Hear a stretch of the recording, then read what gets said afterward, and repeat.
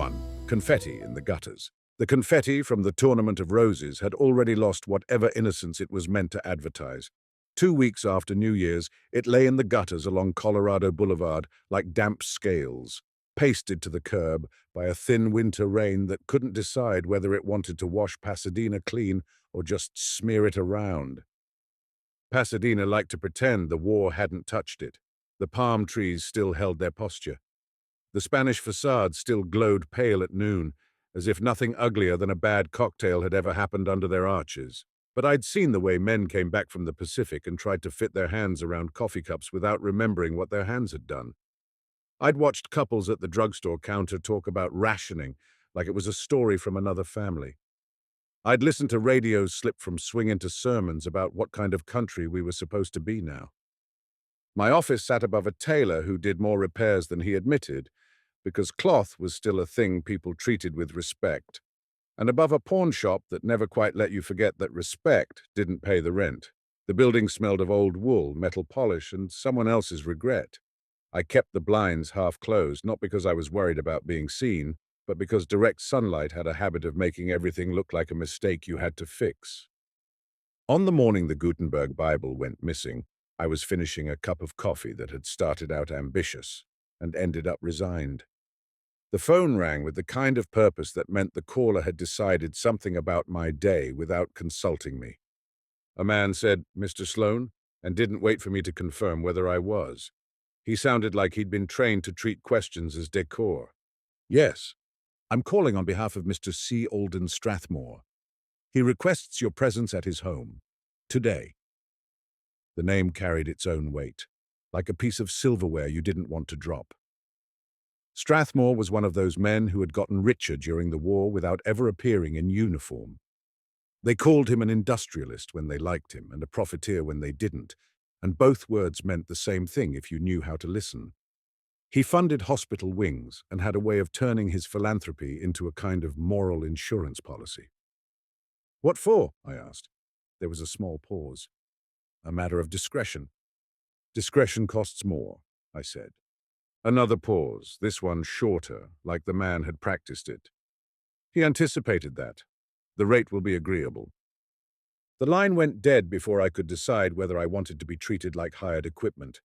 I stared at the receiver for a second, then put it down gently, as if it might bruise. Outside, Pasadena moved with that careful confidence rich towns borrow from the poor towns they keep at a distance. Cars slid past on wet pavement, their tires making a soft sound like pages turning. I pulled on my coat, checked the revolver I kept more as a reminder than a plan, and went down the stairs past the tailor's window, where mannequins wore suits that looked like they were waiting for better lives. Strathmore's house sat off Orange Grove, one of those estates that didn't so much exist in a neighborhood as impose itself on it. The gate was wrought iron, decorative in the way prison bars can be decorative if you have enough money. The drive curved through trees that had been groomed to look natural. A gardener in a rain-slick hat pretended not to see me. The front door opened before I could knock, which told me they'd been watching from somewhere that wasn't a window. The man who greeted me was a butler in the old style, thin as a bookmark. His hair was silver and neat, his face a quiet ledger. If you wrote a secret on it, it wouldn't smudge, but you'd never find it again. "Mr. Sloan," he said, not asking. "This way." Inside, the air was warm and smelled faintly of cedar, wax, and something older, paper that had been alive long enough to acquire a soul. The halls were hung with paintings that weren't trying to be beautiful so much as expensive. The carpet swallowed my footsteps like the house had learned to eat sound. We passed a doorway where a woman's laughter briefly rose and then vanished, the way laughter does when it realizes it's being overheard. The butler didn't look toward it. He didn't look toward anything except the route he'd been trained to take. At the end of the corridor was a set of double doors. The butler opened them with the kind of care you'd use for a surgical instrument. The library was a cathedral built out of wood and silence. Shelves climbed the walls in dark tiers, ladders sliding on rails like thoughtful insects. The ceiling was high enough to make conversation feel like a desecration. There were lamps, but the light was designed, not generous. soft pools that honored the bindings without exposing them. And in the center of the room was a display case made of thick glass and mahogany, lit from within. It was empty. A man stood beside it, one hand resting on the polished edge as if it were an altar. He was in his late 50s, tall, still broad across the shoulders in a way that suggested he'd once been athletic and now simply owned the space around him. His hair was combed back with discipline. His suit was tailored to imply taste rather than demand attention. His eyes were pale and alert, not quite cold, but careful. "Mr. Sloane," he said. His voice was smooth without warmth, like the surface of a stone warmed by sun that never touches it deeply. "Mr. Strathmore," I said, "you're missing something." He didn't smile. He nodded toward the empty case. "That," he said, "contained my Gutenberg Bible." Even if you'd never turned a page of scripture, the words landed with their own gravity. A Gutenberg Bible was one of those objects that made time behave differently around it. You didn't just own it, you hosted it. People used it as proof of taste, proof of scholarship, proof that the modern world had roots worth bragging about. "Those are rare," I said. "Yes." His hand tightened on the edge of the case. "And mine was rarer." He paused like he was deciding whether I deserved the detail. "Vellum," he said, and the word came out like a confession. "Not paper. Vellum."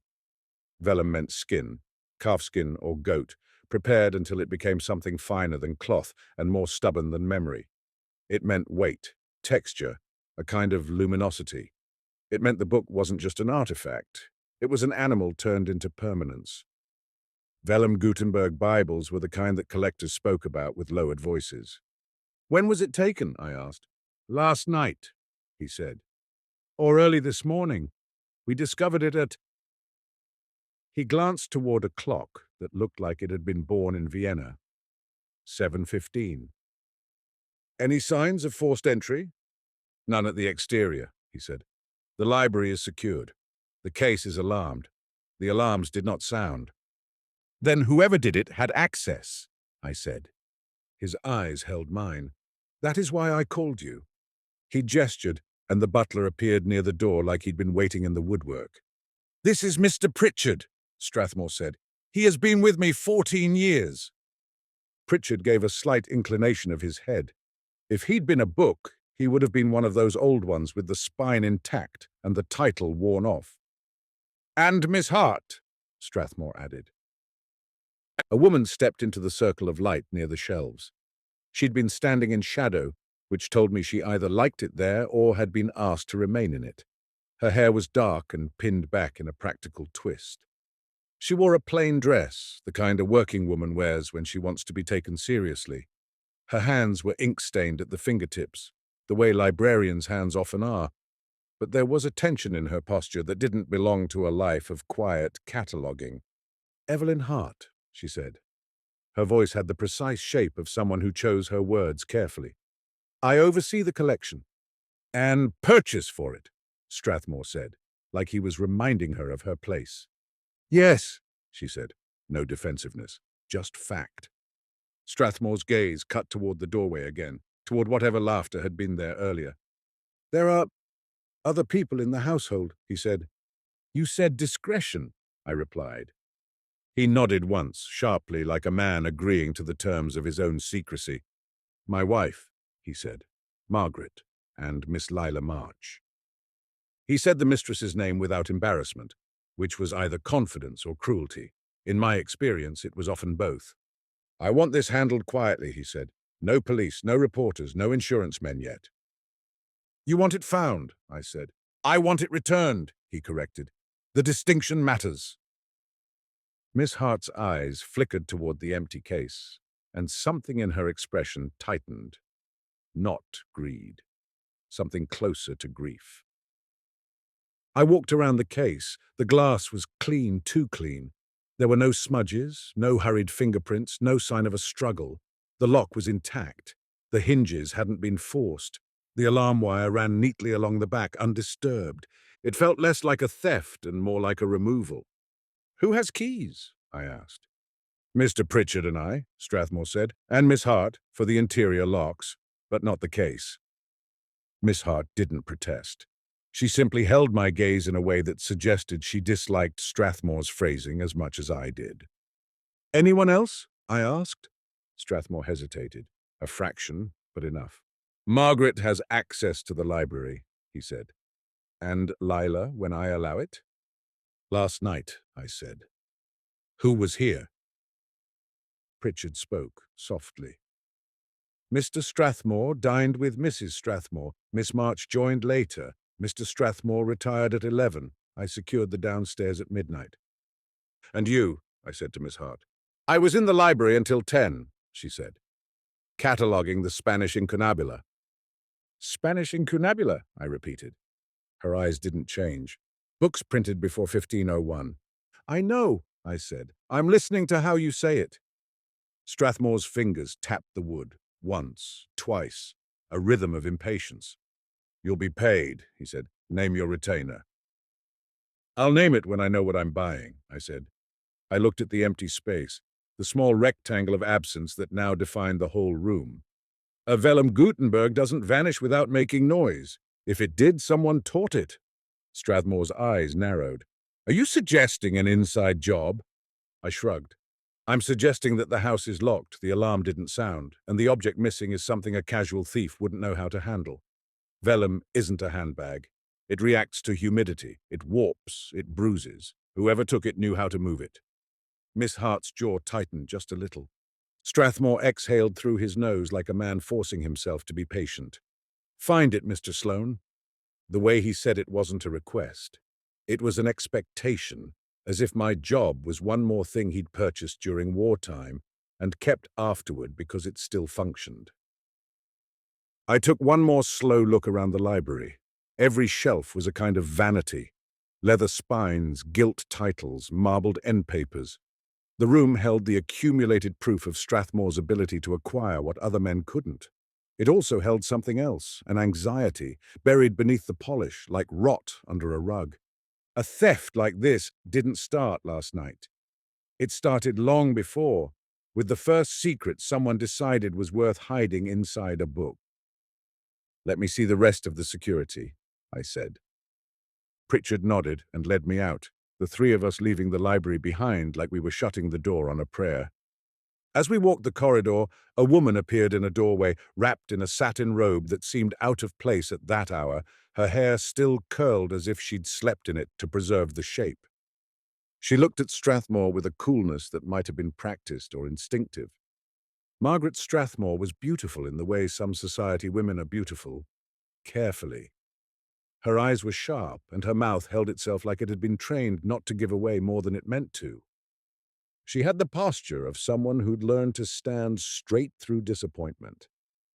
"So," she said, and her voice carried no softness, "you've hired a stranger." Strathmore didn't flinch. "Mr. Sloane is discreet." She looked at me, head tilted slightly. "Is that what they call it now?" I waited, because in houses like this, silence is a tool. The butler watched nothing. Miss Hart watched everything. Margaret's gaze slid back to her husband. "If you're going to drag someone through our home, Alden, at least choose one who knows how to wipe his feet."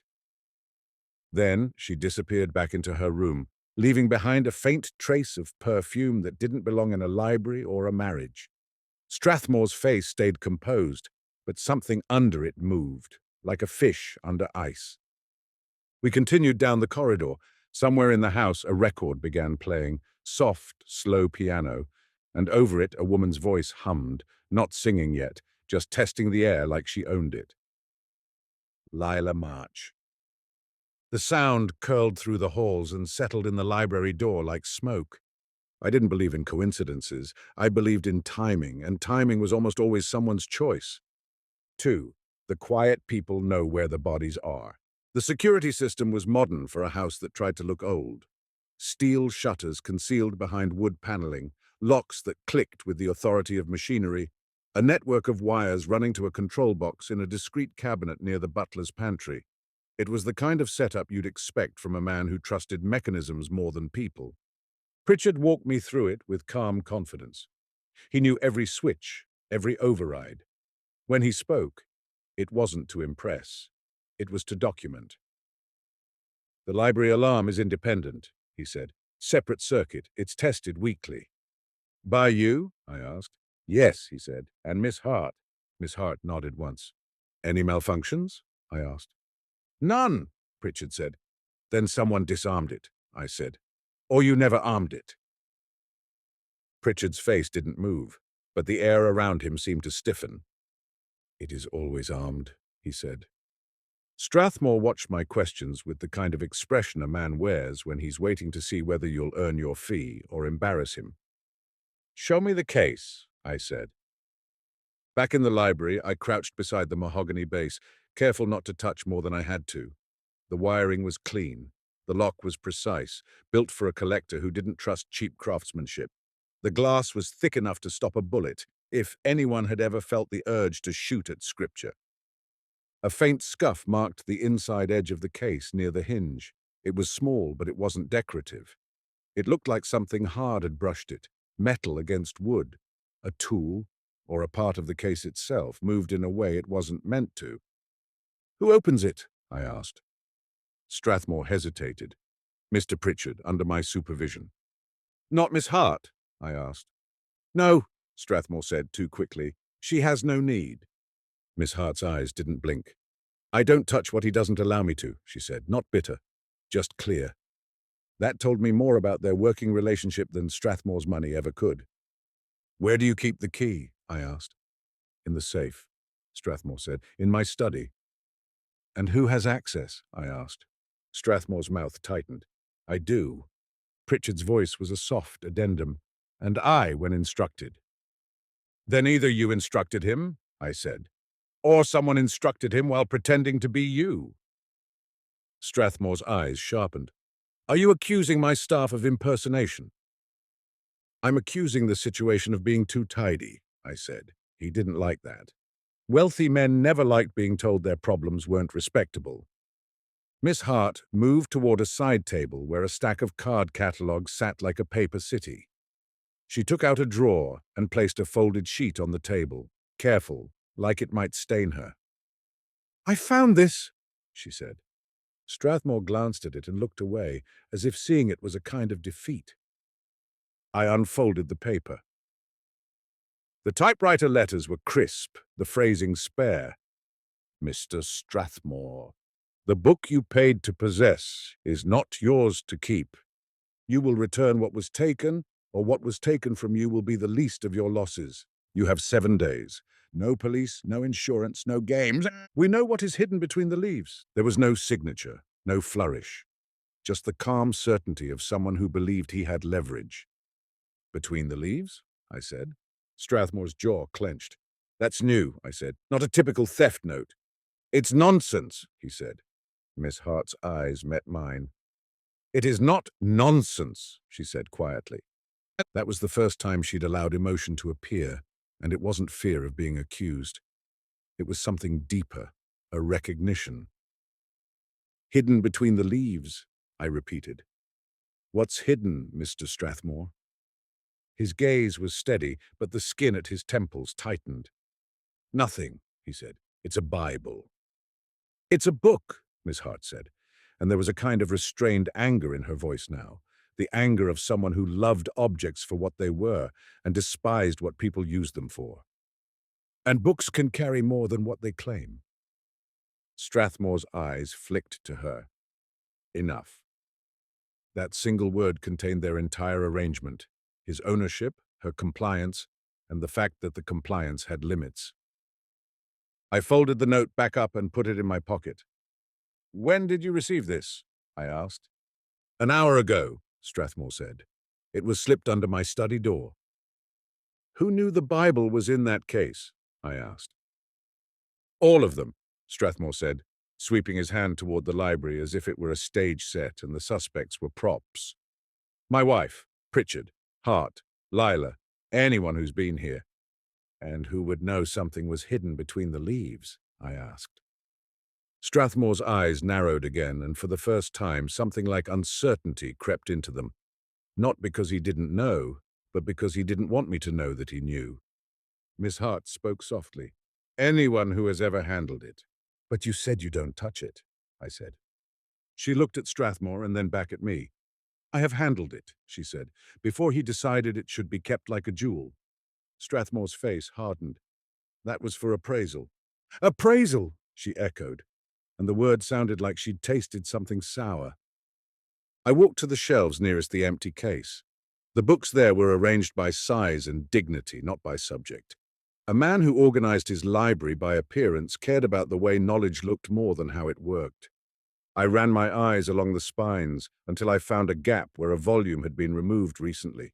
The dust pattern was disturbed, the shelf edge clean where a book had slid out and back in. I took the volume. It was a ledger, not a book for reading, but a book for recording. Its cover was plain, the spine unmarked. Strathmore's library was full of beauty. This wasn't that. This was utility. I opened it. It was blank. Not blank in the sense of unused, but blank in the sense of having been cleaned. The paper had the faint indentation of writing that had once been there, like the ghost of ink. "Mr. Strathmore," I said, holding it up. His eyes sharpened. "That's not mine." It was a lie too quick to be good. "Whose is it?" I asked. He didn't answer. Miss Hart's gaze flickered to the ledger, then away as if she wished it hadn't been found.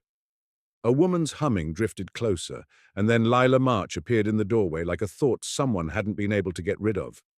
She wore a dress that might have been meant for nightclubs, not morning investigations.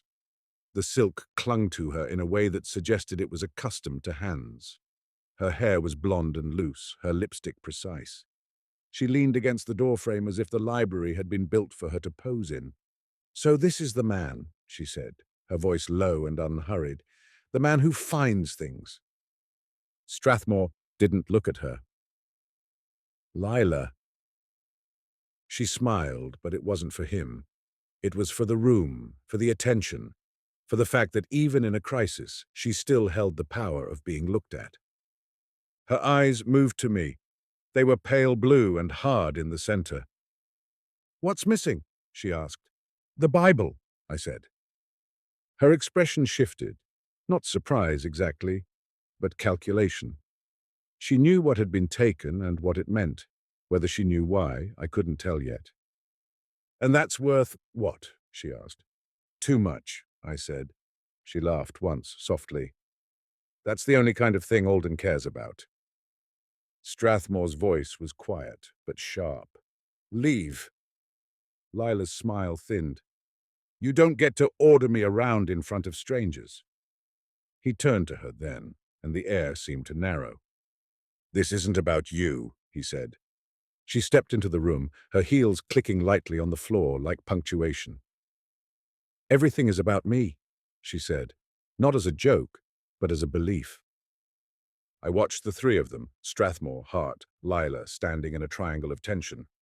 Pritchard remained near the door, a silent bracket, holding the scene together. "Miss March," I said, "were you in the library last night?" She shrugged. "I was in the house." "Did you come in here?" "Why would I?" she said. "Books don't clap." "People hide things in books," I said. Her eyes flickered, a small tell. "Do they?" I turned my gaze to Strathmore. "This note says someone knows what's hidden between the leaves." Strathmore's face went still. "It's a bluff." Miss Hart's voice was almost inaudible. "No," she said. Strathmore shot her a look. "You didn't read it," she said, and something like contempt was threaded through her calm. "You didn't even want to see it. But it's not a bluff." I watched Strathmore carefully. His face didn't betray much, but his breathing had changed. A little faster, a little shallower. "Mr. Strathmore," I said, "you have 7 days. Whoever wrote this knows something you don't want public, and they've taken your Bible to prove they can." His eyes met mine. "Find the book," he said again, as if repeating it could make it simpler. "Tell me what's hidden," I said, "or I'm working blind." He held my gaze, and I saw something there that didn't fit the role of eccentric collector. It was the look of a man who'd made decisions during wartime and assumed the war had ended for everyone except him. "I built factories," he said quietly. "I supplied contracts. I worked with men the government told me were necessary." "That's not an answer," I said. "It's the only answer you need," he replied. It wasn't. I could have walked out then. I'd done enough cases for people like Strathmore to know how they ended. A rich man's mess cleaned up, a poor man's life ruined, my hands smelling faintly of someone else's compromise. But the phrase hidden between the leaves had lodged in my mind like a splinter. I'd seen men hide whiskey in hollowed-out Bibles. I'd seen women hide letters, photographs, money. I'd never seen anyone risk a vellum Gutenberg unless what was hidden inside was worth more than the book itself. I turned to Miss Hart. "I want to see your acquisition records," I said. "The provenance, the correspondence, everything related to this Bible." Strathmore's mouth tightened. "Those are private." "They're the reason someone is blackmailing you," I said. His eyes narrowed. Then he nodded once, reluctantly, as if granting me access to something sacred. Miss Hart's voice was steady. "My office is adjoining," she said. Pritchard opened a side door, revealing a smaller room lined with file cabinets, catalogues, and a desk covered in neat stacks. The air in there smelled less like money and more like work. As Miss Hart began pulling folders, I caught a glimpse of something on the edge of her desk, a photograph, face down, a habit, maybe, or a decision. I didn't ask yet. In noir work, you learn to let secrets ripen. If you pick them too early, they spoil. I watched her hands as she moved, efficient, careful, not the hands of a thief, the hands of someone who didn't steal casually, which meant if she'd stolen at all, she'd done it on purpose. Third, provenance is a fancy word for blood. Miss Hart's files were immaculate. That was the first thing I noticed. Even the paperclips seemed aligned. People who keep records like that either respect the truth or fear it. She laid out a folder labeled Gutenberg Bible, VELLUM, Strathmore, in neat block letters. Inside were letters, invoices, photographs, a customs declaration, a shipping manifest, everything a respectable collector would want to show an insurance company after the fact. But there were gaps. The paper told a story, and it told it too cleanly. "You purchased it for him?" I asked. "Yes," she said. "From whom?" I asked. "A dealer in New York," she replied. "A man named Felix Arnaud." "Arnaud," I repeated. "French name." "His family was French," she said. "He was American." "Was he reputable?" I asked. She hesitated a fraction. "He had a reputation." That was not the same thing. I flipped through the correspondence. The letters were formal, cautious. The Bible had been described in careful language, emphasizing condition, completeness, rubrication. The price was obscenely high, even for Strathmore. "What made you believe it was legitimate?" I asked. Miss Hart's eyes stayed on the papers.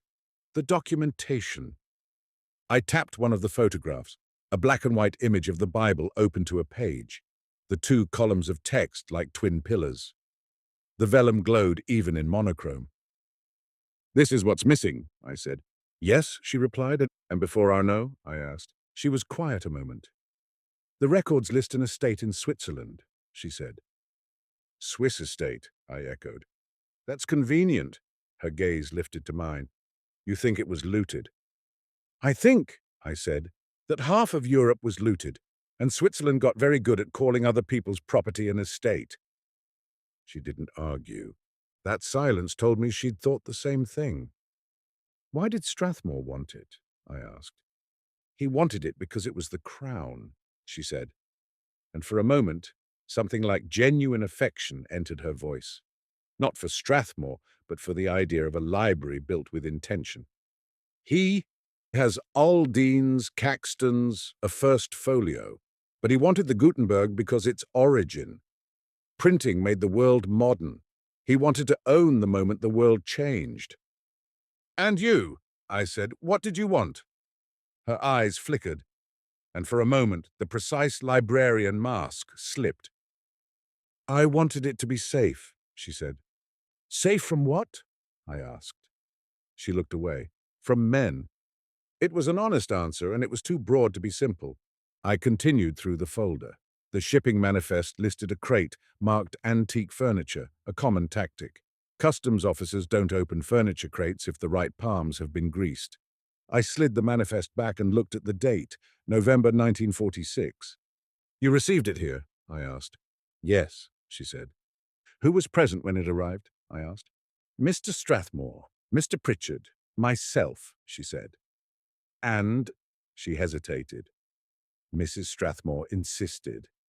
Insisted, I repeated. She wanted to see what he'd spent, Miss Hart said. I watched her face as she spoke. She didn't like Margaret Strathmore, but not in the jealous way people assume of women in houses like this. It was more principled. Margaret represented something, perhaps the comfortable cruelty of money, the way it could ruin you while still wearing pearls. Did anyone else handle it? I asked. She shook her head. Not then. What about later? I asked. Any scholars? Clergy? Friends of his? Only Mr. Strathmore, she said. And once, his attorney. His attorney handled a Gutenberg Bible? I asked. Miss Hart's lips tightened. He didn't handle it. He looked at it. Mr. Strathmore wanted him to. That seems strange, I said. It seemed strange to me, she replied. I closed the folder and leaned back. All right, I said. I'm going to ask you something directly. This note says someone knows what's hidden between the leaves. Her gaze met mine. Yes, she said. What is it? I asked. She didn't answer immediately. Her hands rested on the desk still. The ink stains on her fingertips looked darker now, like bruises. I don't know exactly, she said finally, but I know it's there. How? I asked. She swallowed once. It was a small movement, but it made her seem suddenly human, suddenly tired. When I first catalogued it, she said, I checked the collation. I examined the binding. I noted the condition. Standard procedure, I said. Yes, she replied. And I noticed a stiffness in one section, in the back, not the vellum itself, something between. You told Strathmore? I asked. I asked him, she said. I said, may I examine this more carefully? And? I asked.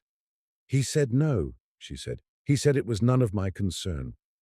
That's not an answer a collector gives, I said. No, she agreed. It's an answer a man gives when he knows a book is carrying a secret. I stood and walked to the window of her office, looking out at the manicured grounds. The rain had stopped, leaving everything slick, reflective. A gardener moved like a ghost among the hedges. You could have taken it, I said quietly.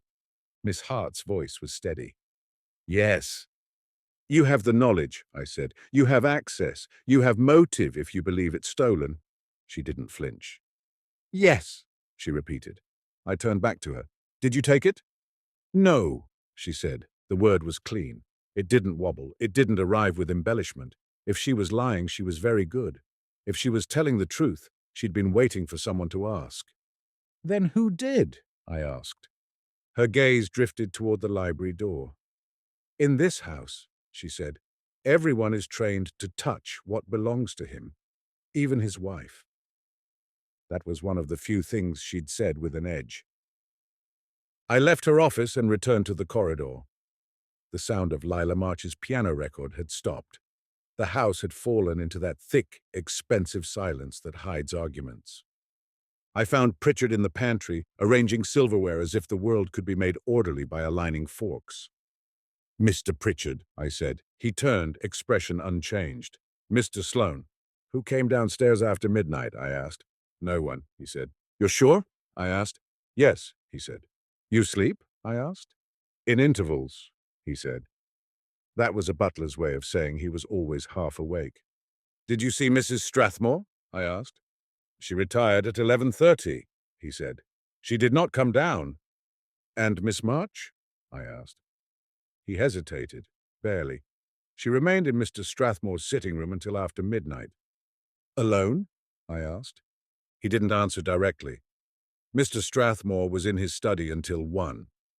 That's the first time Strathmore's schedule has included one, I said. Pritchard's eyes stayed steady. It was an unusual night. In what way? I asked. He paused long enough to make the silence feel deliberate. There was a visitor, he said. Not the police, I said. Not me. Who? A gentleman, Pritchard said. Unannounced. He came at 9:45. And you let him in, I said. I did, Pritchard replied. Why? I asked. Mr. Strathmore instructed me, he said. Who was he? I asked. Pritchard's face stayed blank, but his voice shifted slightly, almost imperceptibly, as if the name carried risk. "Mr. DeWitt," he said. "From Los Angeles." The name meant nothing to me, which meant it meant everything to Strathmore. "Did Miss Hart see him?" I asked. "She was in her office," Pritchard said. "Mrs. Strathmore was upstairs. Miss March was occupied." "Did DeWitt go to the library?" I asked. Pritchard hesitated again.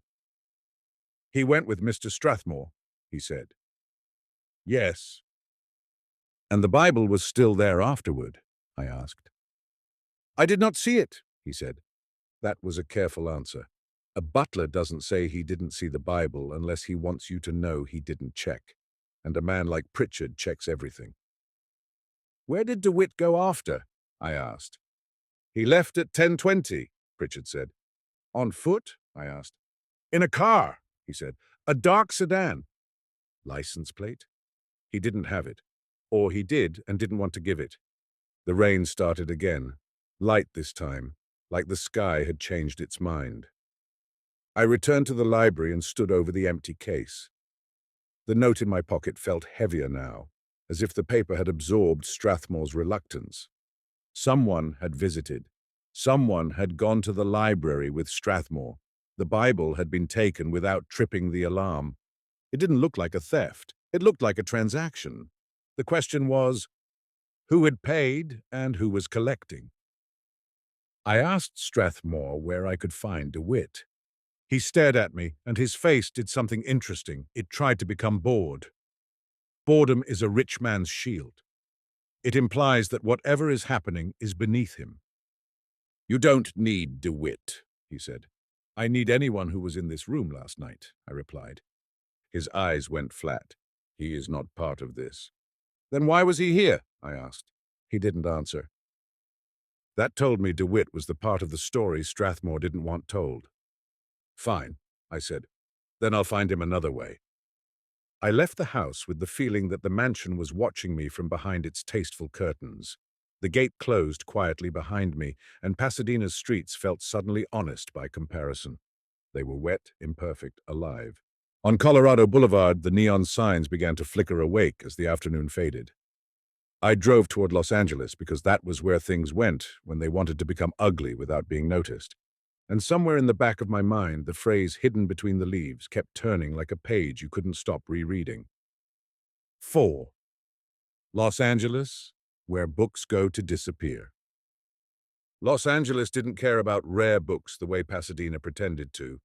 LA cared about motion pictures, money, and the kind of scandal you could sell twice, once in a newspaper and once in a confession. But there were corners of the city where ink mattered, little storefronts tucked between pawn shops and tailor shops, where men in spectacles appraised first editions like jewelers appraised diamonds, back rooms where book dealers spoke in codes that sounded like scholarship but meant commerce. Felix Arnault's name got me a direction and a warning. "Avoid him," a bookseller in downtown LA told me without asking why I wanted him. His shop smelled of mold and lavender oil, a desperate attempt to make decay seem elegant.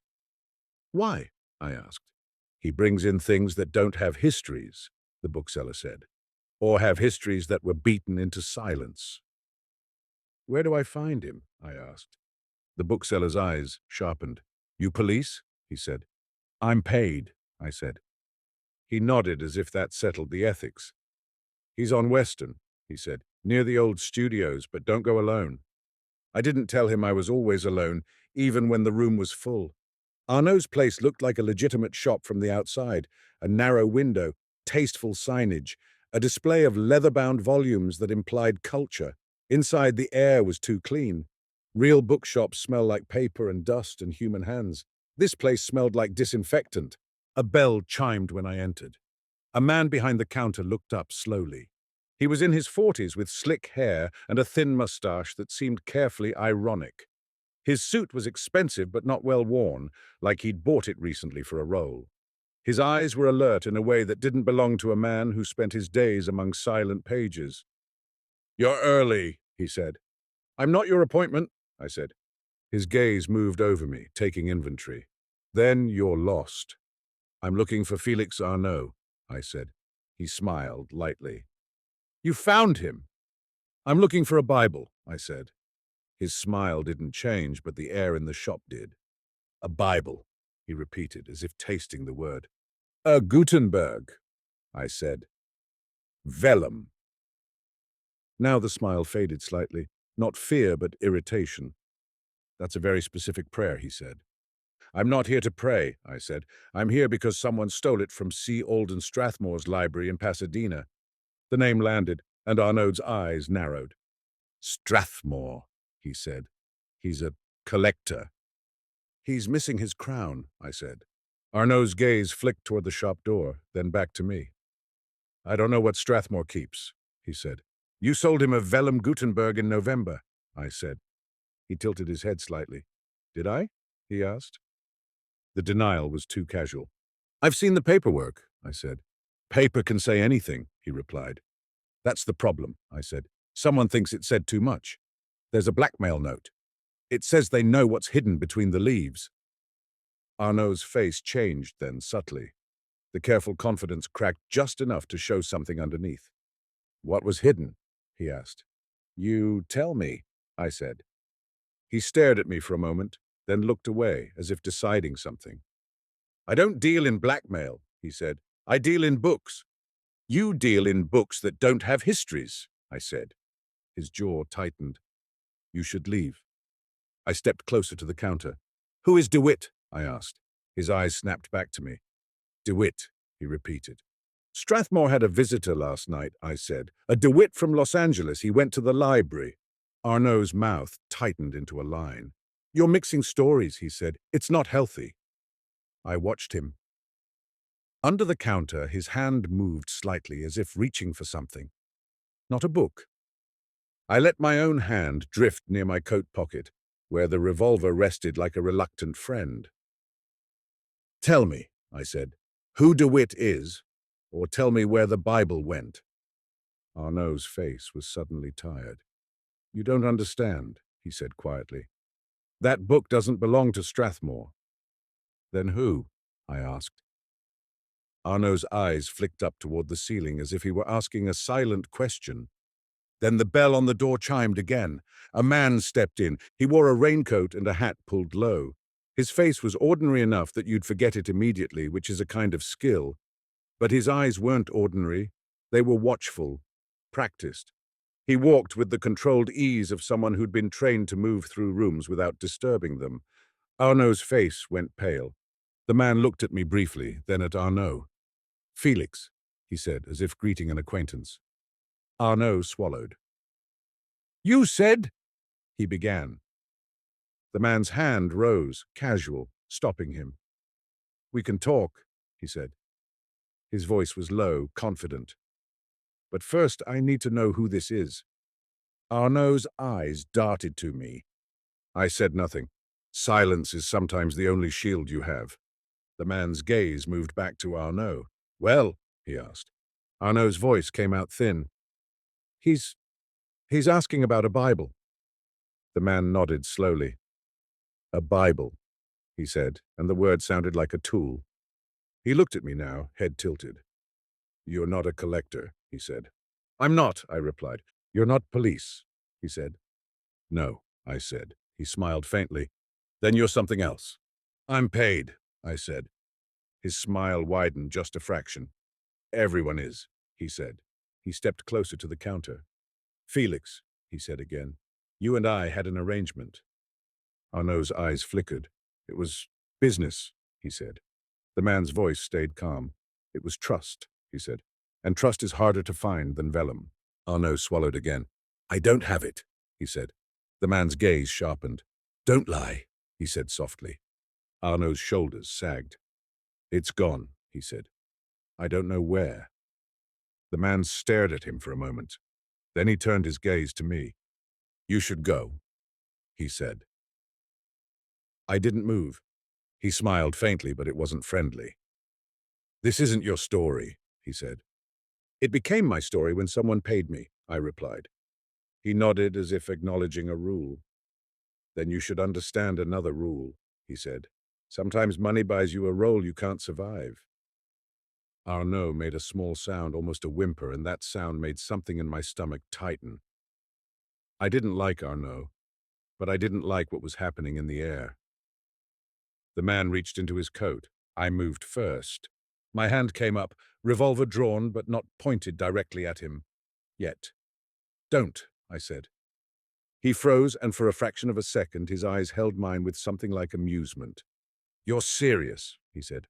I don't enjoy this, I said. He studied me. Where did you learn to hold a gun like that? He asked, almost conversational. War, I said. He nodded.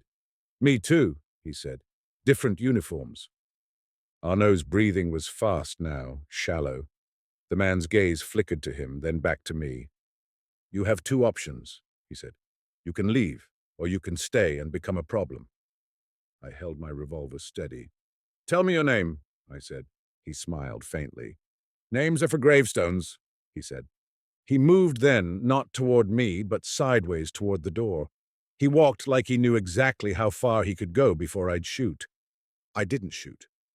I watched him leave because I'd learned in the war that sometimes letting a man go is the only way to find where he nests. When the door closed, the shop's silence rushed back like a tide. Arnaud sagged against the counter. His hands trembled. Who was that? I asked. Arnaud shook his head. You should have left, he whispered. Who was he? I repeated. Arnaud's eyes met mine, and there was real fear there now. Fear that didn't come from me. DeWitt, he said. The name settled in my chest like a stone. He's not a dealer, Arnaud continued. He's a collector of people's mistakes. What does he want with the Bible? I asked. Arnaud swallowed hard. He wants what's inside, he said. What's inside? I asked. Arnaud's eyes flickered toward the back room. Not here, he said. I followed him through a narrow doorway into a room lined with shelves of lesser books, the kind you sell to tourists and aspiring scholars. He shut the door and leaned against it. Listen, he said. I sold Strathmore the Bible because he wanted it, and because he paid, and because I believed it might be safer with him. Safer than where it came from? I asked. Arnaud's face tightened. It came from Europe, he said. From a monastery. Belgium, I think. Or the border. It was taken. During the war. You knew, I said. He looked away. Everyone knew, he said. In my business, you learn not to ask too loudly. Then why sell it? I asked. He gave a bitter laugh. Because men like Strathmore don't ask where a thing has been, he said. They ask how quickly it can be delivered. And DeWitt? I asked. Arnaud's voice lowered. DeWitt came to me first, he said. He wanted it, not for the book, for what was hidden. What was hidden? I asked again. Arnaud looked at me with exhausted eyes. A strip of film, he said. Microfilm, names, numbers, transactions. Transactions between whom? I asked. Arnaud's mouth tightened. Industrialists, he said. Men who made money during the war, men who dealt with both sides. My stomach tightened. The war had been a machine, and machines create spare parts. Black markets, secret deals, men who learned to profit from chaos. Strathmore bought it because it held evidence, I said. Arnaud nodded once, reluctantly. He bought it to protect himself, he said. Or to protect someone else. Or to threaten someone else. I don't know. Why hide it in a Bible? I asked. Arnaud's laugh was hollow. Because no one thinks to search scripture, he said. Because it's poetic. Because it's cruel. And now it's stolen, I said. Arnaud's hands trembled. It's not stolen, he said. It's being reclaimed. By DeWitt, I said. Arnaud's eyes sharpened. No, he said. DeWitt is taking it. But he's not the one who wrote the note. How do you know? I asked. Arnaud's gaze dropped. Because the note. It sounds like someone who cares about the book, he said. DeWitt doesn't care about books. He cares about leverage. My mind returned to Miss Hart, to her ink-stained fingers and the way she'd said, books can carry more than what they claim. Miss Hart, I murmured. Arnaud looked at me sharply. You know her? He asked. She runs Strathmore's library, I said. Arnaud's face changed, recognition. Evelyn, he said softly. Of course. You know her, I said. He nodded. She came to me, he said. Not for herself, for him, but she asked questions. What kind of questions? I asked. Questions about provenance, he said. Questions about Europe, about what had been taken. I felt the case shift in my hands, the weight of it moving. Arnaud, I said, if DeWitt is in this, then Strathmore is not just a victim, he's part of the chain. Arnaud's voice was quiet. Of course he is, he said. Rich men are always part of the chain. They're just farther from the blood. I left Arnaud's shop with the rain heavier now, turning the streets into mirrors. I drove back toward Pasadena with the sense that the case had opened wider, revealing something underneath that had been rotting for years. By the time I reached Orange Grove, night had fallen, and the mansion sat behind its gate like a ship in darkness. I wasn't surprised to see a car parked near the curb that didn't belong in that neighborhood, a dark sedan, idling. The kind of car that blends into Los Angeles but looks like a bruise in Pasadena. DeWitt had followed me home. I drove past without slowing, letting my headlights wash over the sedan. I caught a glimpse of a face behind the windshield. Ordinary, forgettable. Then I turned the corner and parked in the shadow of a eucalyptus tree, watching. The sedan's lights went out. It was going to be that kind of week. The house was full of quiet lies. I didn't go back to Strathmore's gate. I walked instead, keeping to the side streets where the streetlights were fewer and the shadows less honest.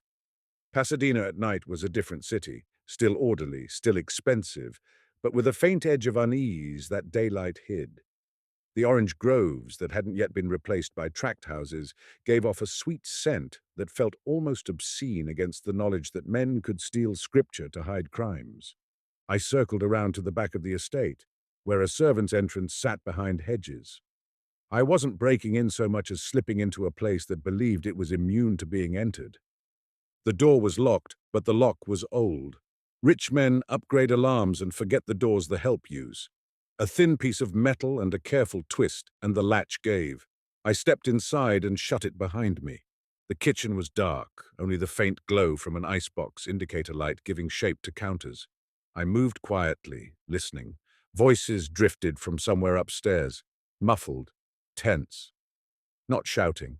In houses like this, people don't shout unless they're desperate or poor.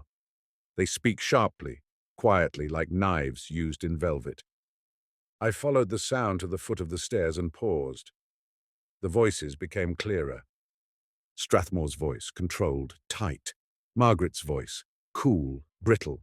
I will not be humiliated, she said. You humiliate yourself? He replied. A soft laugh, Lila's. Oh, Margaret, she said, amused.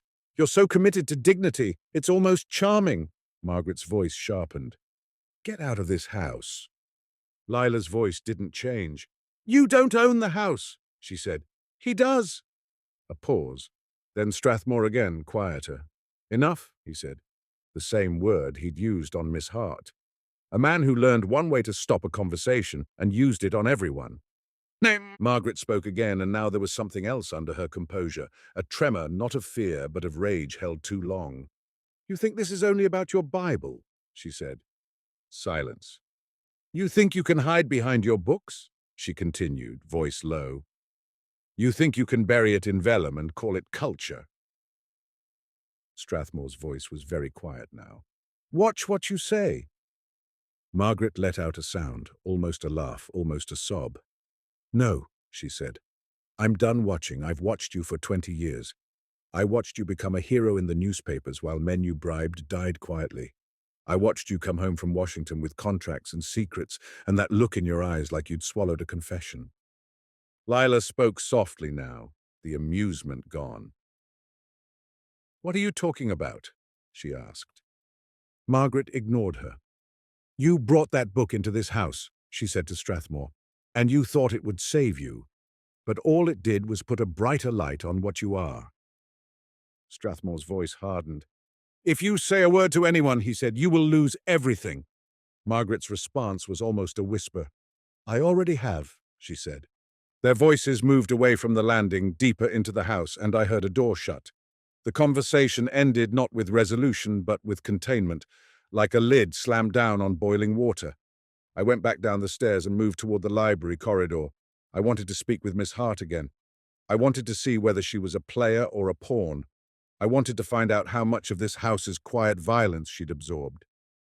The library doors were closed. Light seeped faintly from beneath them, which meant someone was inside. I opened the doors slowly. Miss Hart stood by the empty case alone. The lamps cast soft light over the shelves, turning the spines into a city of gold. She didn't startle when I entered. That told me she'd been expecting me, or she'd been waiting too long to be surprised by anything. "You shouldn't be here," she said. "Neither should you," I replied. She didn't argue. "I went to Los Angeles," I said. "I met Felix Arnaud." Her face went still. "And?" she asked, voice careful. "He said DeWitt took the book," I said. Her eyes narrowed. "DeWitt," she repeated. "He also said you asked questions," I added. "No." She looked at the empty case, and for a moment something like sorrow passed over her face. "Yes," she said. "You knew it was looted," I said. "I suspected," she replied. "I didn't have proof." "Now you do," I said, and I pulled out the note and showed it to her again. "This isn't written by a man like DeWitt. It's written by someone who thinks the book belongs elsewhere." Her gaze flicked over the words. Her jaw tightened. "This is not my doing," she said. "Then whose?" I asked. She hesitated. Then she said, very quietly, "Mine was supposed to be different." It wasn't an answer, but it was the first time she'd spoken like someone confessing. I stepped closer, lowering my voice. "What were you planning?" I asked. She looked at me then, and her eyes held a depth that hadn't been there earlier. The controlled librarian mask cracked, and the woman underneath looked tired in a way no amount of careful grooming could fix. "I wanted it returned," she said. "To the monastery," I said. She nodded once. "To where it came from," she replied. "And Strathmore?" I asked. Her mouth tightened. "He would never," she said. "He would rather burn it than admit he bought stolen history." "So you planned to take it?" I said. "Yes," she said without flinching. "And you didn't," I said. "No," she replied, "because I wasn't fast enough." I studied her face. "DeWitt got to it first," I said. "Yes," she said. "And DeWitt is connected to Strathmore," I said. Her eyes flickered and she didn't answer. That was answer enough. "Tell me," I said, "who is DeWitt?" Miss Hart's voice was barely above a whisper. "He was government," she said. "During the war, intelligence, procurement, something like that." "OSS," I said. She nodded slightly. "He learned where things were hidden," she said, "and he learned what men would do to keep their names clean." "And now he's blackmailing Strathmore," I said. "Yes," she said. "And Strathmore is pretending he's being robbed." I leaned against the edge of the case, feeling the smooth mahogany. "So, Strathmore isn't just a victim," I said. "He's part of the reason DeWitt has leverage." Miss Hart's hands clenched, then relaxed. "The film," she said. "The microfilm," I replied. She nodded. "It wasn't hidden by monks," she said. "It was hidden later, during the war. Someone used the Bible as a safe." "Who?" I asked. She looked at me with an expression that carried both disgust and inevitability. "Strathmore," she said. The word sat between us, heavy. "You're sure?" I said. "I'm not sure of anything," she replied. "I'm sure of patterns. Strathmore bought the book quickly, quietly. He insisted no one handle it. He kept it under glass like a hostage. And now someone writes a note saying they know what is hidden between the leaves." She exhaled slowly. "Strathmore doesn't love that book," she said. "He fears it." I thought of Margaret's words upstairs. "You think you can bury it in vellum and call it culture." "Margaret knows," I said. Miss Hart's eyes sharpened. "Yes," she replied. "She knows. That's why he wants to divorce her." "And Lila?" I asked. Miss Hart's mouth tightened. Lila knows enough to be dangerous, she said. Not because she's clever, because she's present. And Pritchard? I asked. Miss Hart's gaze drifted toward the door. Pritchard knows everything, she said. He knows because that's his job. I looked at the empty case again. The absence felt like a wound. Where would DeWitt take it? I asked. Miss Hart's eyes flickered. Not to a dealer, she said. Not yet. He'd keep it hidden until he extracts what he wants. What does he want? I asked. She met my gaze. Money, she said. Control, silence. The same things men always want. And what's on the film? I asked. She hesitated. Then she said quietly, names of men who profited from both sides. Names of men who sold materials through intermediaries. Names of men who arranged shipments that disappeared and reappeared with different paperwork. I felt my jaw tighten. In the war, everyone had been busy. That busyness was what let guilt hide. Why hide it in a Bible? I asked. Miss Hart's voice was bitter. Because it was safe, she said. Because even thieves hesitate before ripping scripture apart. I looked at her ink-stained fingers. And you? I asked. Why do you care where the Bible goes? Her gaze dropped, and for a moment she looked older than she was. Because I watched men take libraries apart, she said. Not for money, for power. They burned books, they stole them, they stamped them with new names. They turned memory into property. Her voice tightened. I don't want him to win, she said. Not after everything. The war was only 2 years behind us, but in her voice it sounded like it was still burning. I didn't press her for details. I didn't ask where she'd been, what she'd lost. The grief was there, and it didn't need to be catalogued. Instead, I said, help me find DeWitt. She looked up sharply. Why? She asked. So you can return the Bible to Strathmore? No, I said. So I can decide who deserves to keep it. That made her eyes soften, just a fraction. Where would he meet? She asked, thinking aloud now. He would choose somewhere symbolic, somewhere Strathmore cannot control. Pasadena has a few places like that, I said. Her gaze lifted toward the high windows. The bridge, she said softly. Colorado Street Bridge, I said. She nodded. People jump from it, she said. People hide under it. It's beautiful and it's ugly. It would appeal to DeWitt. I felt a chill that had nothing to do with rain. 7 days, I said. He's forcing a deadline. Miss Hart's voice was quiet. He's forcing desperation, she said. I glanced toward the door. We should talk to Margaret, I said. Miss Hart's face tightened. She'll deny, she said. She'll insult you. She'll protect herself. Even if she hates him? I asked. Miss Hart's expression was weary. Especially then, she said. Hate is a kind of bond. I left the library then, moving through the corridor toward Margaret's room. The house felt different now, not just a place of stolen property, but a place of trapped secrets, each person holding a different key. When I reached the door, I heard voices again. Margaret's, low and tight, and another man's voice, unfamiliar. Smooth, controlled. A visitor. DeWitt had not waited for 7 days. 6. The blackmail was already in the room. I didn't knock. I didn't announce myself. The kind of man who comes to a rich house uninvited is the kind of man who doesn't deserve courtesy. I opened the door and stepped in. Margaret Strathmore sat at a small writing desk near the window, her robe replaced by a tailored dress as if she'd dressed for battle. Across from her stood a man in a raincoat, hat in hand now, as if pretending respect. He turned when I entered, and I saw his face in full light. Ordinary, forgettable, but with eyes that had learned to watch without blinking. He didn't look surprised. That meant he'd expected interference. Margaret's gaze snapped to me. What are you doing? She said, voice sharp. I'm working, I said. The man's mouth curved slightly. Mr. Sloane, he said, as if greeting an acquaintance. Margaret's eyes flickered between us. You know him? She demanded. I know of him, I said. The man's voice was calm. DeWitt, he said to Margaret, introducing himself, and the name sounded like a paper tag tied to a toe.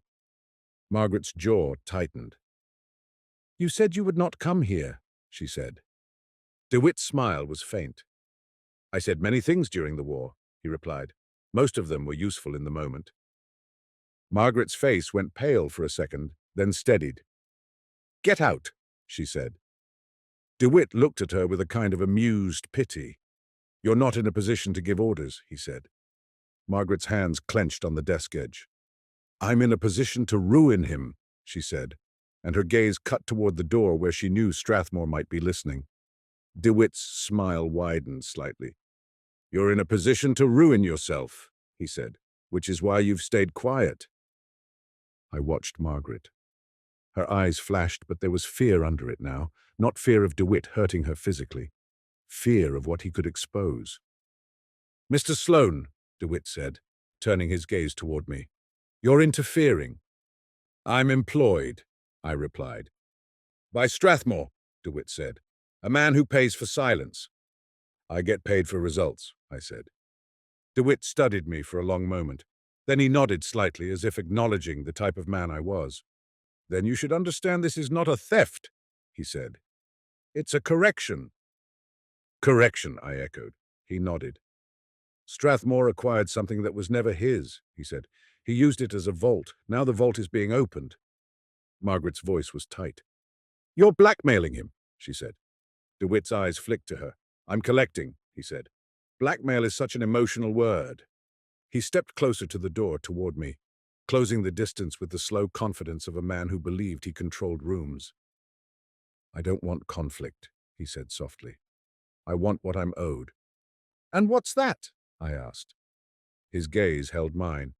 A ledger, he said. A list. Names. Men who paid Strathmore to move materials, to shift contracts, to hide shipments. Men who would rather die than see the public learn how they profited. I felt something tighten in my chest. The war had been a furnace. Men like Strathmore had stood close enough to feel the heat and far enough not to burn. You were OSS, I said. DeWitt smiled slightly. I wore many titles, he said. In war, a title is a costume. You stole the Bible, I said. He shook his head. I removed it, he said. And I'm not the one who wants the book. I want what Strathmore hid inside it. Why not just take the film and leave the Bible? I asked. DeWitt's smile faded. Because Strathmore would search for the film, he said. He would tear the book apart. He would burn it. And then the evidence would vanish. You care about evidence? I asked. His gaze sharpened. I care about leverage, he said. Evidence is leverage. Margaret's voice was suddenly quiet, raw. He ruined people, she said, and she wasn't talking about DeWitt. She was talking about her husband. He ruined them and called it patriotism. DeWitt's eyes flicked toward her. You married him, he said. Margaret's face twisted. I didn't know, she said. Not at first. DeWitt's voice remained calm. No one knows at first, he said. That's how men like Strathmore survive. I watched DeWitt carefully. He wasn't here for romance. He wasn't here for drama. He was here because something had shifted, because Strathmore's secrecy had stopped being stable. You came here, I said, because you're worried. DeWitt's eyes narrowed slightly. About what? He asked. About someone else taking it, I said. Someone who actually cares where the Bible ends up. Someone like Miss Hart. DeWitt's mouth tightened. She's sentimental, he said. She's dangerous, I said, because sentiment is what makes people act without calculating. DeWitt stared at me a moment. Then he said, quietly, You should tell Strathmore to meet me. Margaret's head snapped up. No, she said. DeWitt's gaze slid to her. It's already arranged, he said. Tomorrow night, Colorado Street Bridge, midnight. My stomach tightened. Miss Hart had been right. Margaret's voice was sharp. He won't, she said. He's a coward. DeWitt's smile returned, faint. Cowards are predictable, he said. That's why they make good clients. He moved toward the door, pausing briefly beside me. His voice dropped low, so only I could hear. If you show up, he said, you'll complicate things. I complicate things for a living, I said. He nodded slightly, almost respectful. Then he stepped past me and left the room. Margaret sat frozen, staring at the door. The rain tapped the window like impatient fingers. I walked to her desk and looked down at the papers there. Divorce documents, folded carefully. A pen resting beside them like a weapon. "You were meeting him," I said. Margaret's gaze lifted to mine, and there was anger there, but also exhaustion. "He came," she said. "He wouldn't leave. He knows things." "About Strathmore," I said. "About me," she replied, and her voice tightened. "About the things I tried to do to survive living with him." "What did you try to do?" I asked. Her eyes flashed. "None of your business," she said. I nodded. "Fair," I said. "But if DeWitt has leverage on you, then you're in danger." She laughed once, bitter. "Danger," she said. "I've lived with Alden Strathmore for 20 years. I've been in danger the entire time. It just wore a tuxedo." I let that sit. Then I said, "Do you know what's on the film?" Margaret's face went still. "I know enough," she said. "I know it could ruin him, and I know he deserves it." "And do you know where the Bible is now?" I asked. She shook her head. "No," she said. "He didn't trust me with that." "He doesn't trust anyone," I said. "That's why he's alone," she replied, and for a moment the bitterness softened into something like grief. I left her room and went downstairs, where the house's lights were dimmed for night. I found Strathmore in his study, sitting behind a desk that looked like it had been carved from certainty. He was reading something, but his eyes weren't moving. He was waiting. "You spoke with Margaret," he said. "Yes," I replied. "And?" he asked. "DeWitt was here," I said. Strathmore's face tightened. "I told you he's not part of this." "He's meeting you tomorrow night," I said. "Midnight, Colorado Street Bridge." Strathmore's eyes flickered just slightly. A tell. He already knew. "You'll go," I said. Strathmore's mouth tightened. "You're not coming," he said. "I'm coming," I replied. His voice hardened. "You don't understand what you're stepping into." "I understand blackmail," I said. "I understand men who hide their sins in expensive objects." Strathmore's eyes went cold. "Careful," he said. I leaned forward slightly, letting my voice drop. "Tell me what's on that film," I said. "Tell me what you hid." For a moment, his composure cracked and something ugly showed through. Fear, yes, but also arrogance. The belief that he should be immune. "It's a list," he said quietly. "Names of men, contracts, arrangements." "War profiteering," I said. "War necessity," he replied. But the words sounded rehearsed, like a defense he'd told himself too many times. "And you hid it in a Gutenberg Bible," I said. He didn't answer. "Why?" I asked.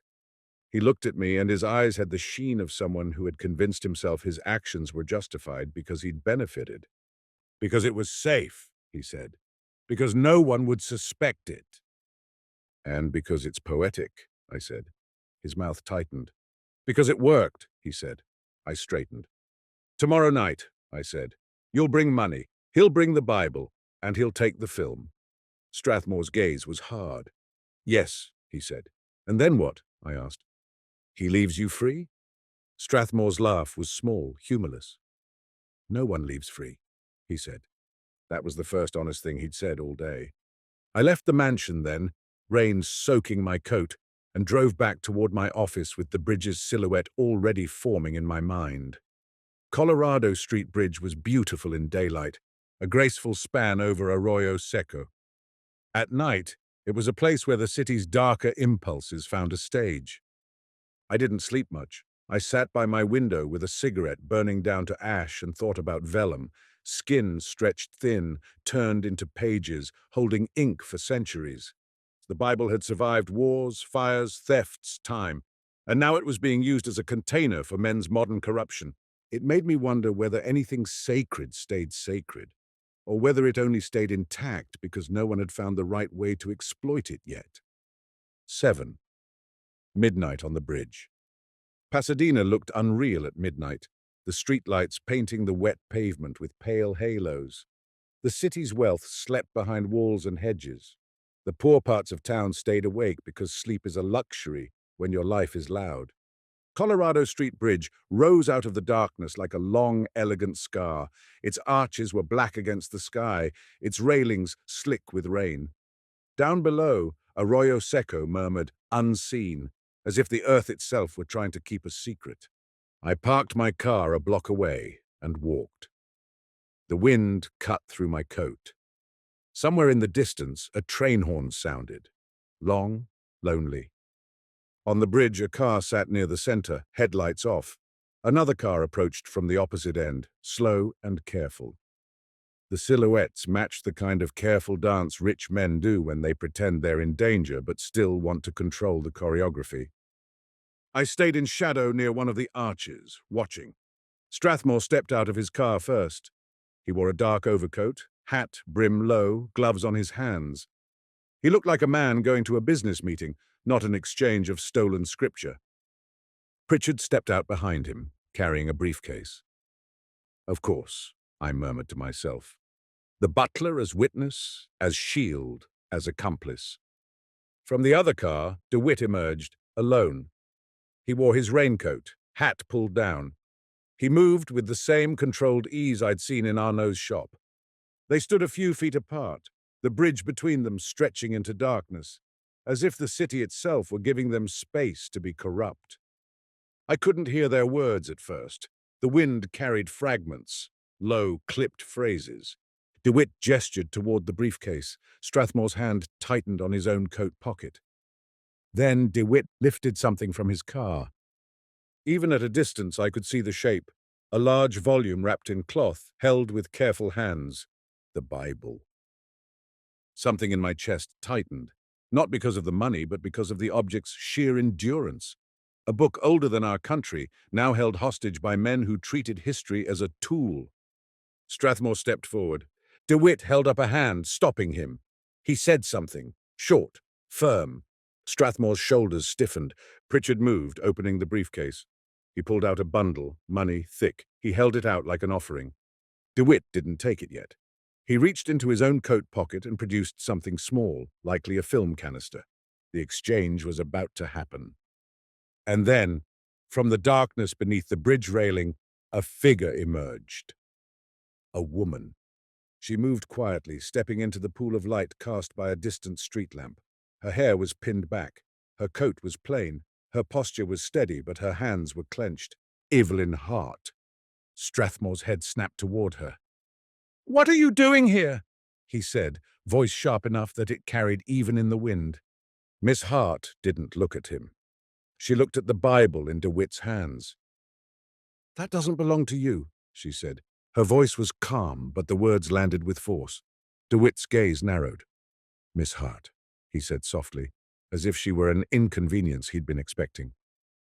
Strathmore's voice was tight. "Get back in the car," he hissed. Miss Hart's eyes flicked briefly to him, and there was something like contempt there. "No," she said. DeWitt smiled faintly. "You care about the book," he said. "I care about what it represents," she replied.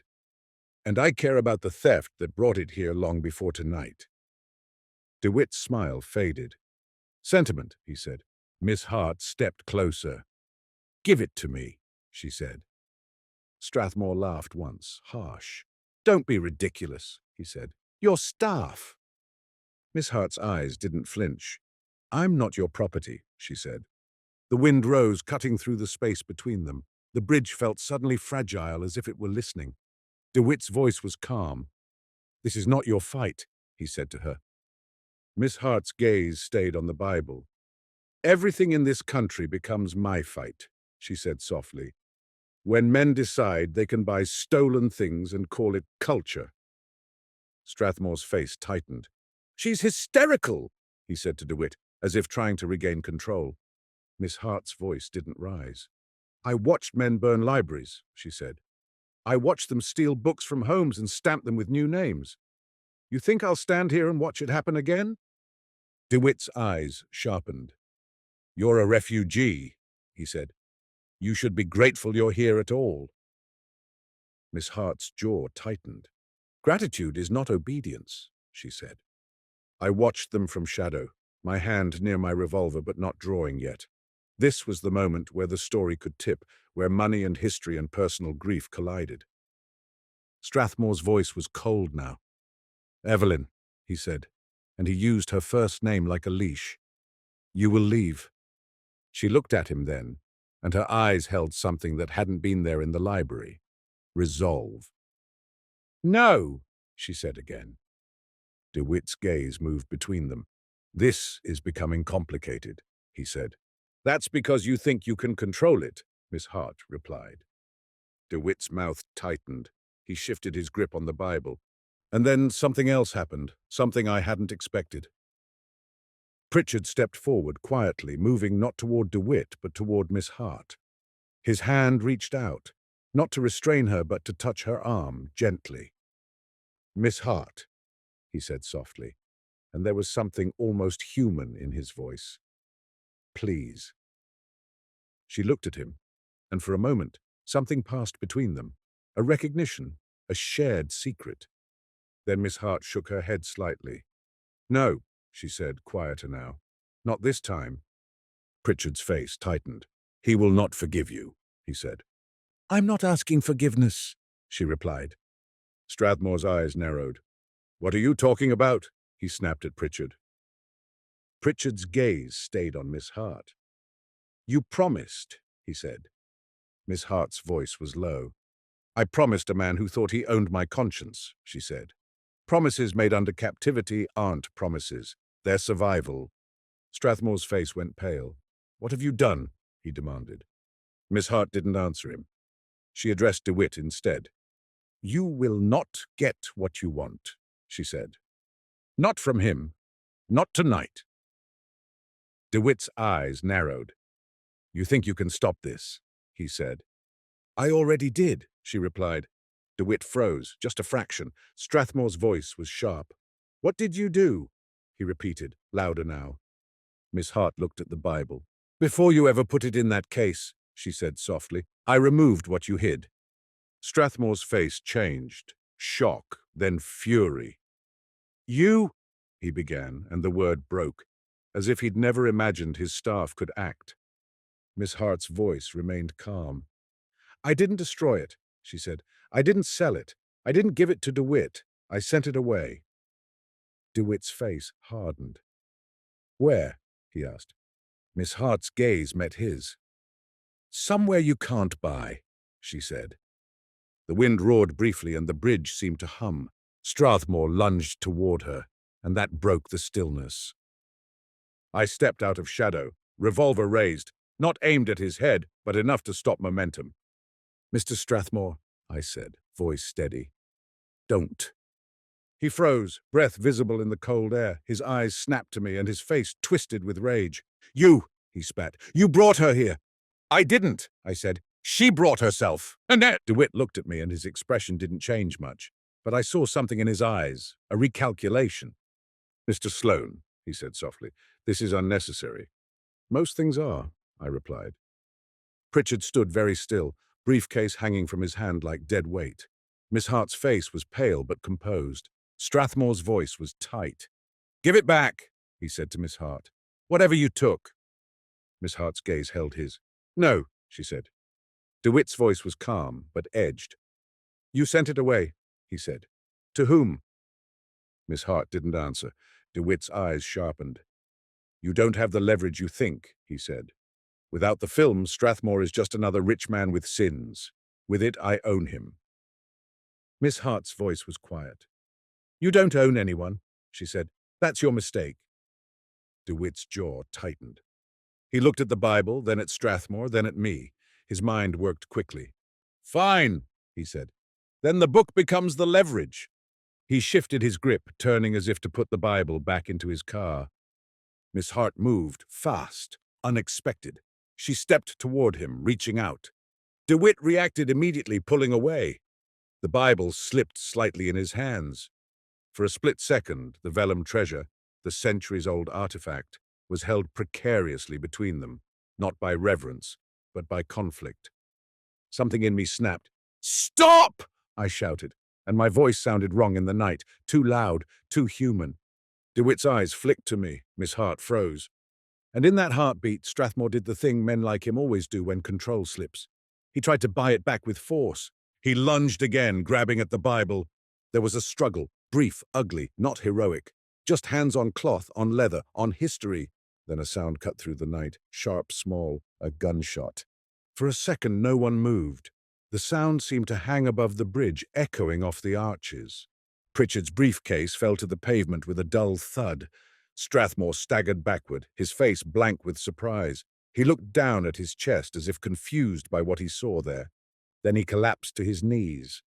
Miss Hart's hand flew to her mouth. DeWitt stood frozen, gun in hand now, small, efficient. He'd fired, not because he wanted to kill Strathmore, but because Strathmore had become a liability. Strathmore looked up at me. His eyes were wide, shocked. Not at death, but at the indignity of it. Dying on a bridge, in rain, like any other man. His lips moved. No sound came out. Then his body tipped sideways and he fell onto the wet pavement with the quiet finality of a book being shut. The Bible lay on the ground nearby, still wrapped, untouched by blood. The irony was almost too much. DeWitt's gaze snapped to Miss Hart. "Where is it?" he said, voice sharp now. "Where did you send it?" Miss Hart didn't answer. Her eyes were on Strathmore's body, horror and relief, tangled together in a way that made her look suddenly younger, suddenly vulnerable. I raised my revolver toward DeWitt, steady. "Drop it," I said. DeWitt looked at me, then at the Bible, then at the darkness beyond the bridge. His eyes calculated routes, odds. "You're going to shoot me?" he asked softly. "If you move," I said. He smiled faintly. "You won't," he said. "You're not that kind of man." He was wrong, but he was close enough to make hesitation dangerous. Before I could decide, Pritchard moved. The butler stepped forward, not toward me, but toward DeWitt. His face was no longer blank. It was tight with something like fury, a lifetime of servitude snapping. "You've ruined the house," Pritchard said, voice low. DeWitt's eyes flicked to him. "Stay out of this," he said. Pritchard didn't stop. He reached for DeWitt's gun hand.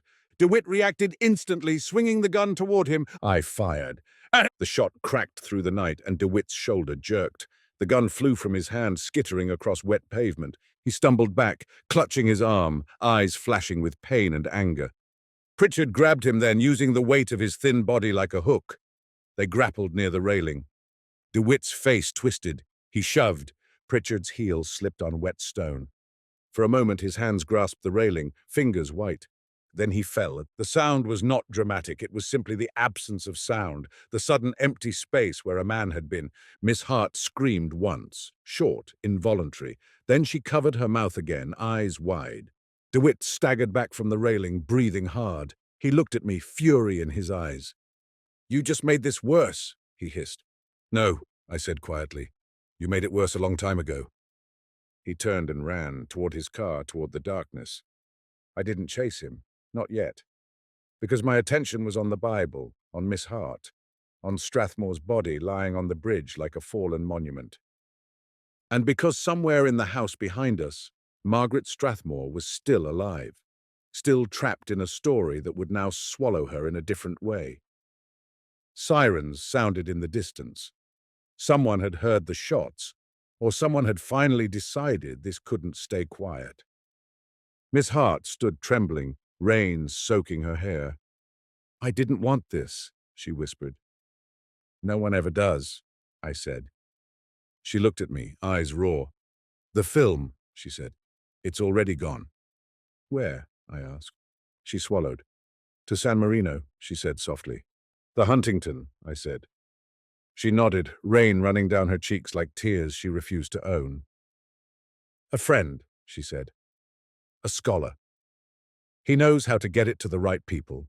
The monastery, the authorities, someone who won't sell it." I felt the case shift again.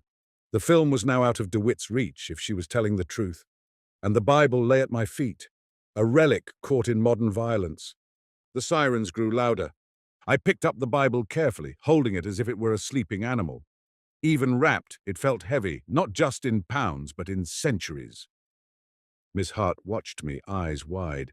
"What will you do?" she asked. I looked at Strathmore's body, at the rain, at the bridge's pale stone. "I'll tell the truth," I said, though even as I said it, I knew truth in Los Angeles was often treated like contraband. 8. VELLUM doesn't forget. The police arrived with flashlights and clipped voices, their shoes splashing in puddles on the bridge. They asked questions the way men ask questions when they already suspect the answers will disappoint them. A shooting on Colorado Street Bridge was not unusual enough to become personal. It was just another file. Strathmore's name, however, made them pay attention. Money doesn't stop bullets, but it changes the way people describe the bullet hole. I didn't tell them everything. I told them enough to keep myself from becoming the story. I told them DeWitt fled wounded. I told them there had been an exchange.